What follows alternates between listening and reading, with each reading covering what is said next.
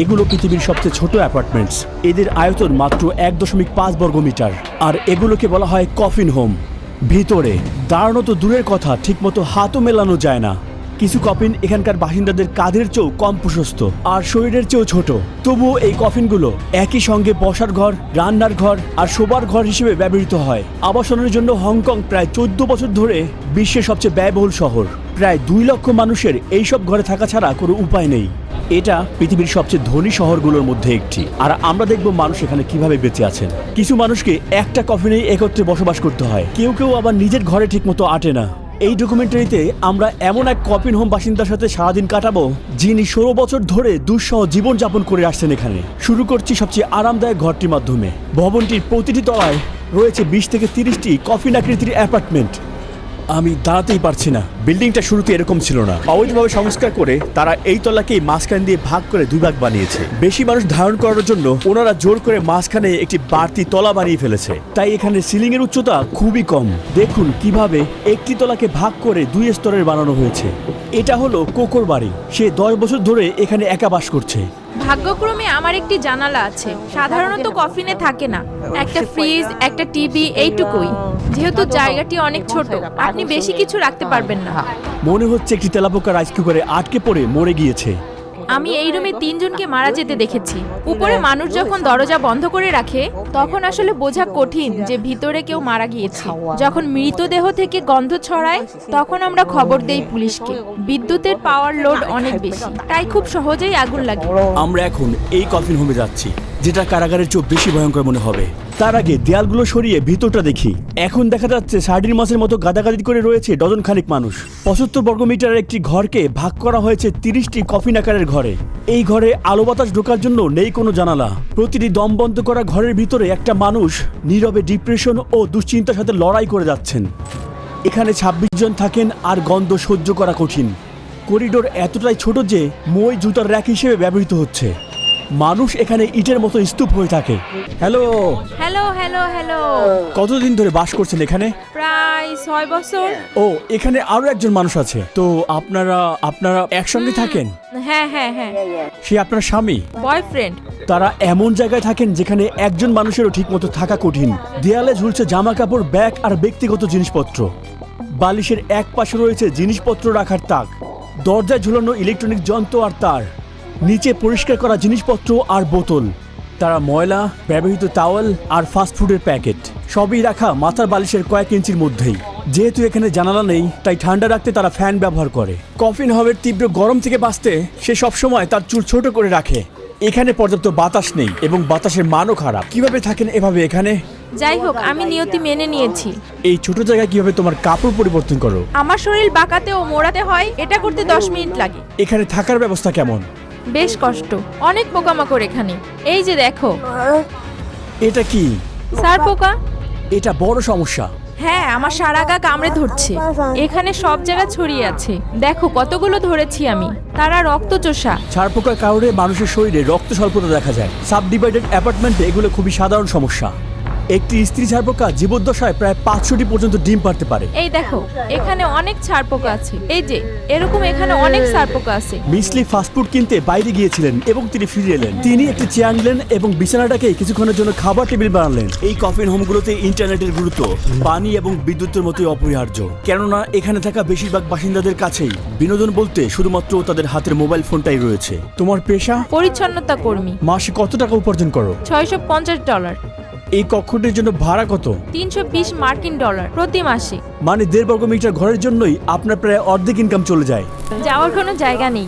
এই কফিন হাউজের নিচতলার বাসিন্দাদের অনেকটাই ভাগ্যবান বলা যায়, কারণ তারা এই জায়গাটাকে বিভিন্ন জিনিস সংরক্ষণের জন্য ব্যবহার করতে পারে। তারা এখানে জুতা রাখতে পারে, কাপড় ঝুলিয়ে রাখতে পারে, বলা যায় অতিরিক্ত জায়গা। কিন্তু যারা উপরে বাস করে তারা অনেকটাই অভাগা।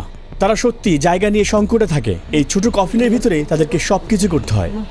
এখন আমরা আরেকটি সাবডিভাইডেড অ্যাপার্টমেন্টের উপরে ইউনিটগুলো দেখতে যাচ্ছি। এই কফিনগুলোর ভিতরে এমনকি ফ্যান রাখার জায়গাও নেই, তাই সেগুলো করিডোরে ঝোলানো আছে। ভাড়ার টাকা জোগাড় করতে এখানের বাসিন্দাদেরকে দুর্বিষহ সময়ে কষ্টের কাজ করতে হয়। ফ্র্যাঙ্কি চাও কাজ শুরু করেন রাত 9টায় আর তিনি বাসায় ফেরেন ভোর 5টায়। আপনি কি কাজ করেন? আমি কামার। আপনি মাসে কত আয় করেন? $1250 মার্কিন। এখানে থাকতে কেমন লাগে? হ্যাঁ, অবশ্যই ভালো না, ভীষণ সরু। আমার ঘর খুবই সাধারণ, টিভি, বিছানা, কিছু দৈনন্দিন জিনিস, একটা কম্বল আর একটা বালিশ, এর বেশি কিছুই না। আপনি নিজেকে 10 বছর পরে কোথায় দেখতে চান? তখন আমি মারা যাব নিশ্চয়ই। আশা করি হবে না। এই জায়গাটি অনেক বেশি চাপা, তাছাড়া এখানে বাতাসে অনেক বেশি আর্দ্রতা। উপরের এই ইউনিটগুলোর চেয়েও আরো অনেক ছোট ইউনিট রয়েছে। এখন আমরা এমন একজনের কাছে যাচ্ছি যার শরীর নিজের কফিন হোমে আটে না। আমি ভাবতেও পারছি না এমনভাবে বেঁচে থাকা কত কষ্টের। সেখানে যাওয়ার আগে আমরা পুরো অ্যাপার্টমেন্ট ঘুরে দেখি এবং বুঝতে পারি এখানে কোনো রান্নাঘর নেই। যারা বাইরের খাবার কেনার সামর্থ্য রাখে না তারা বাধ্য হয়ে এই ময়লা বাথরুমের পাশে রান্না করে। দেখুন, তিনি টয়লেটের পাশে খাবার প্রস্তুত করছেন। তাদের কোনো রান্নাঘর নেই, আর তাই এখানেই তাদের রান্না বান্না কাজ করতে হয়। এটাই তাদের বাথরুম। তারা এমনকি একটি ঢাকনাবিহীন বাথরুমের উপরেই তাদের কাপড় ঝুলিয়ে রাখে।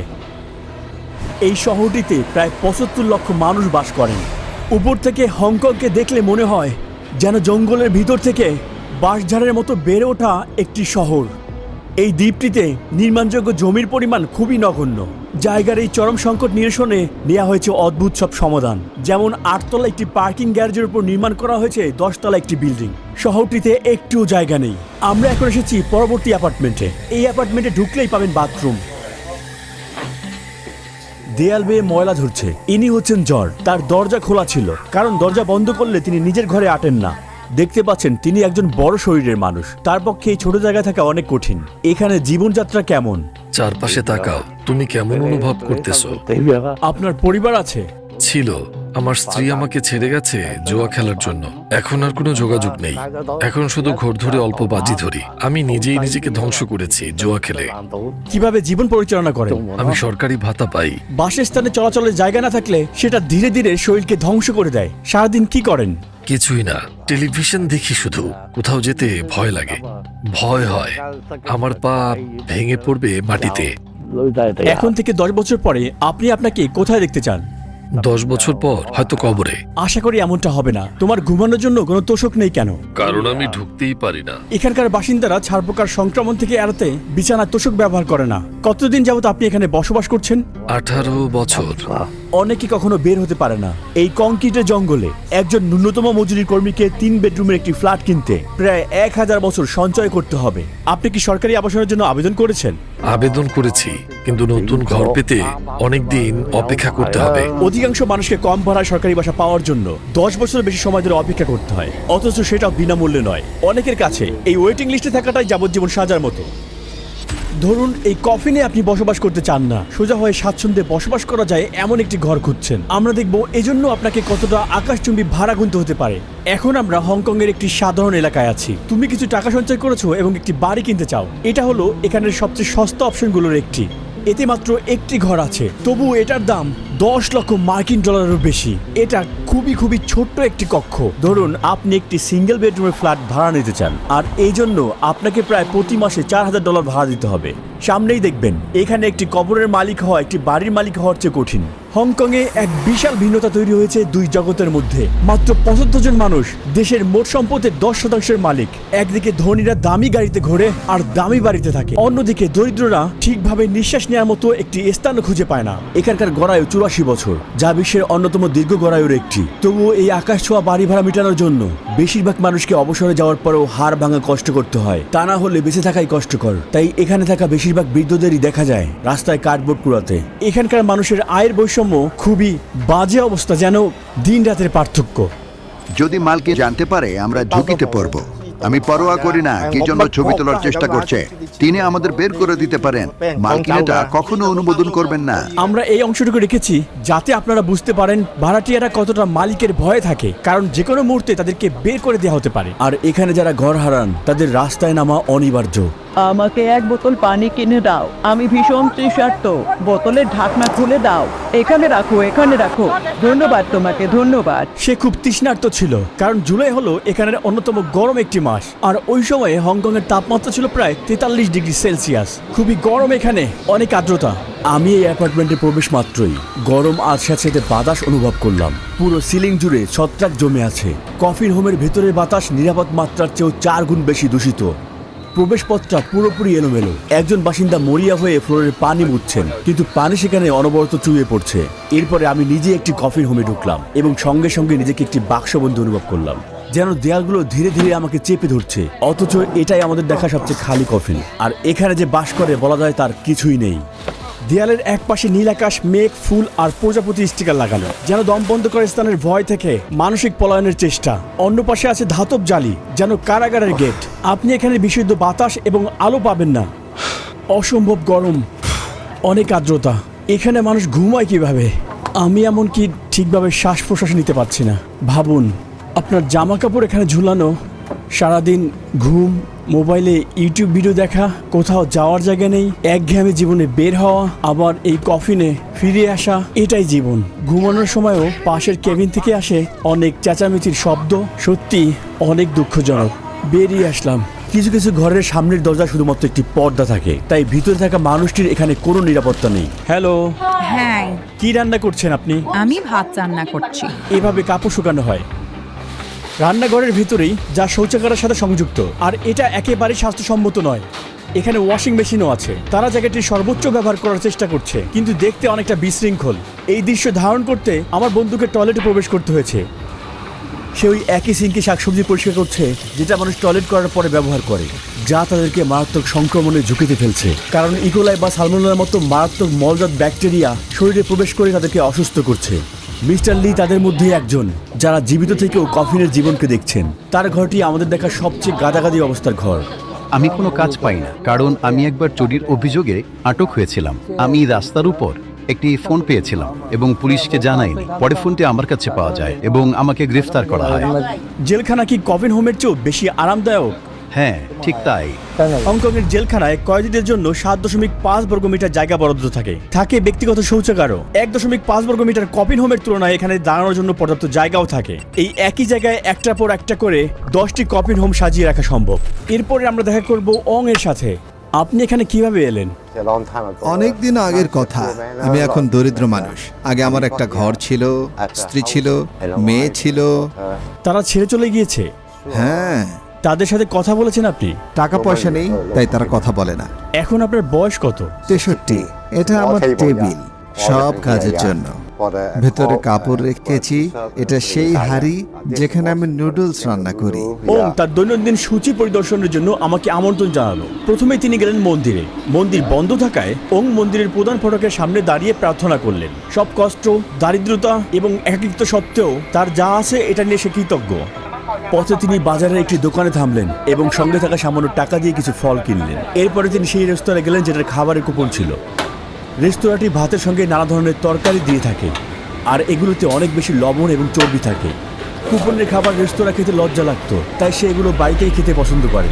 প্রথমেই তিনি তার কেনা জিনিসপত্র 20 জনের বেশি মানুষের সাথে শেয়ার করা একটি ফ্রিজে রাখলেন। ওং বিছানায় উঠে পড়লেন এবং সে খাবার খাওয়া শুরু করলেন। তার অলস জীবনযাপন আর এই অসুস্থকর খাবার ধীরে ধীরে তার স্বাস্থ্যের অনেক ক্ষতি করছে। দেখুন, আমার রক্তচাপ অনেক বেশি। এত উচ্চ রক্তচাপ থাকার ফলে হৃদরোগের ঝুঁকিকে অনেক গুণ বাড়িয়ে দেয়। তবে যে কবরস্থানটি আপনি দেখতে যাচ্ছেন তাতে বোঝা যায় আসলে মৃত্যুতেও এখানে মুক্তি নেই। প্রতিদিন একই রকম। দুপুরের খাবার শেষ করি, তারপর ভিডিও দেখি। এটা দুপুর এবং রাতের খাবারের জন্য। দুপুর এবং রাতে খাওয়ার জন্য তিনি তার খাবারকে 2 ভাগ করলেন। আপনি মাদক বা বেআইনি কিছু ব্যবহার করেন? না, করি না, কিন্তু এখানে অনেকে করে। রাত নামলেই প্রেম ঘর উন্মুক্ত হয়ে যায় ব্যবসার উদ্দেশ্যে। ওং তার পরিচিত একটিতে নিয়ে গেলেন। প্রতিটা ঘরে একজন করে মেয়ে থাকে, কেউ ভেতরে আছে। বলা আছে, অনুগ্রহ করে অপেক্ষা করুন। ভিডিও শুরুর আগে আমি ধন্যবাদ জানাতে চাই এই ভিডিওর স্পন্সর ইসিম আইওকে। আপনারা জানেন আমি অনেক বেশি ভ্রমণ করি। যোগাযোগ রক্ষা একটি বড় চ্যালেঞ্জ। তখন হয় আমাকে লোকাল সিম কিনতে হয়, অথবা আমাকে অনেক বেশি রোমিং খরচ বহন করতে হয়। এই ঝামেলা থেকে মুক্তি পেলাম যখন ইসিম আইও ব্যবহার করলাম। এটা একটা ডিজিটাল সিম কার্ড যা 190টির অধিক দেশে কাজ করে। জাস্ট অ্যাপটি ওপেন করুন, আপনার গন্তব্য সিলেক্ট করুন এবং প্ল্যান নির্বাচন করুন। অবতরণের আগেই আপনার ইন্টারনেট রেডি। এটার ওয়ান সিম ফিচার অন্যদের থেকে আমাকে বেশি আকর্ষিত করেছে। এটা আপনি চালু করার পর দ্বিতীয় সংযোগের মতো ব্যবহার করতে পারবেন। অন্য সমস্ত ইসিমের মতো পরিবর্তন কিংবা পুনরায় ইনস্টল করার দরকার নেই। আমার কোড রুহি 100 ব্যবহার করুন আর মুহূর্তে পেয়ে যান 100% ক্যাশব্যাক। $20 রিচার্জ করুন আর মুহূর্তে নিয়ে নেন $20। যদি আপনি আমার মতো বেশি ট্রাভেল করে থাকেন তাহলে ডিসক্রিপশনে থাকা লিঙ্ক থেকে এখনই ইসিম আইও চেক করুন অথবা স্ক্যান করুন কিউআর কোড। এখনই লুফে নিন রুহি 100 এর সুবিধা। হ্যালো, আমি কি দামটা জানতে পারি? কিছু লোক শুধু একটু দেখতে এসেছে। সে বলল সে কখনো এই জায়গায় যান না, তবু মনে হলো তিনি ভালোভাবেই চেনেন এই পথগুলো। 1 ঘন্টা মাসাজের জন্য $65। এই প্রেমঘরগুলো আসলে একাধিক কক্ষে বিভক্ত। উচ্চ মূল্যের ঘর ভাড়ার কারণে এই মহিলারাও পূর্ণাঙ্গ একটি ঘর ভাড়া নিতে পারেন না।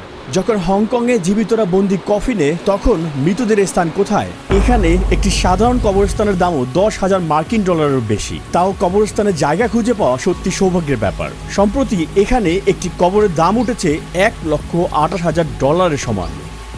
খরচ কম বলে বেশিরভাগ মানুষ এখানে কবর না কিনে তা ভাড়া নেয়। জায়গার অভাব এখানে এতটাই যে সরকারি কবরস্থানের কবরগুলো এখানে স্থায়ী নয়। 6 বছর পর পর লাশ তুলে তা পুড়িয়ে ফেলতে হয়। জমি কমে যাওয়ায় মৃতদেহ পুড়িয়ে ফেলাই একমাত্র বিকল্প। আর ছাই রাখা হয় ছোট্ট ডয়ারে, একটি জুতার বক্সের চেয়েও ছোট। ঠিক এগুলোর মতোই